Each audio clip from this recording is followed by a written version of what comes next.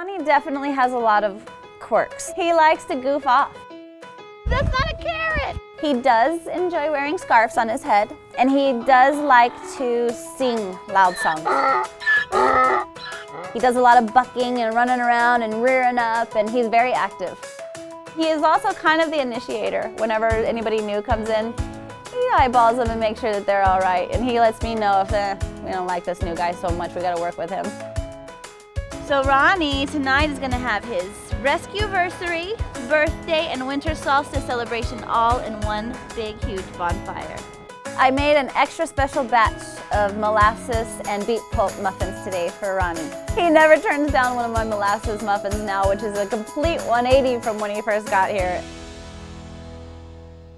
Ronnie was on a farm before he came here. He had a little baby donkey called Jack.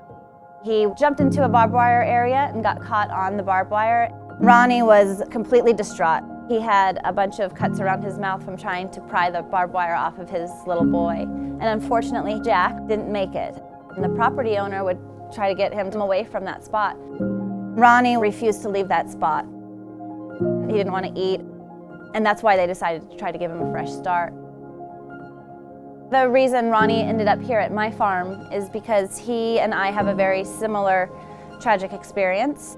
I too lost my little boy in 2007. I went into a deep depression just like Ronnie and wasn't eating or sleeping or socializing at all. When he got here, he was the same way for weeks. Sat in the corner and really didn't want to socialize and didn't want to hang out with anybody. I was really worried, I thought, oh no, I was hoping that he would come here and have a fresh new start and kind of just suddenly be okay. That wasn't the case until the fire. I always have a big, huge bonfire on special days like the winter solstice because I like to celebrate nature here. Ronnie was in the stall when I lit the fire. I guess he heard a crackle or something because I saw him peek out of the barn, and out he came. He stopped right next to me. And he was entranced by the fire. At that moment, it was like he was a brand new man. That fire brought it out of him. You burn away the past and then heal and start fresh.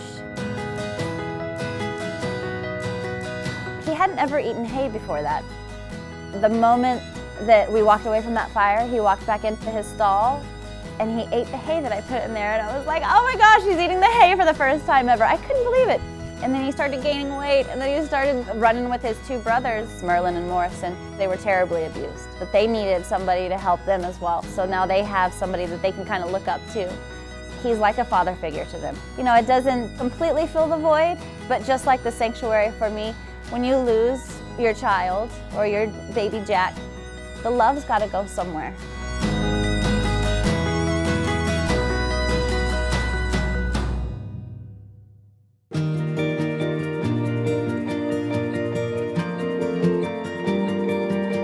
Light the fire in honor of Ronnie because this is his day.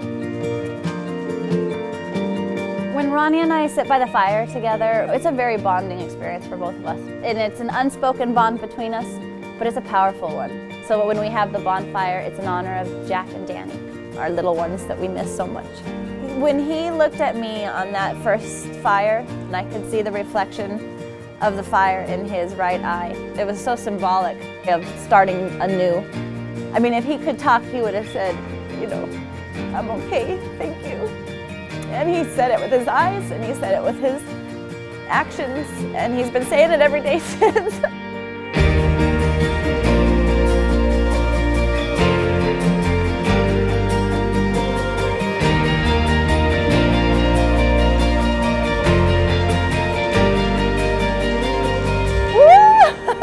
Ronnie!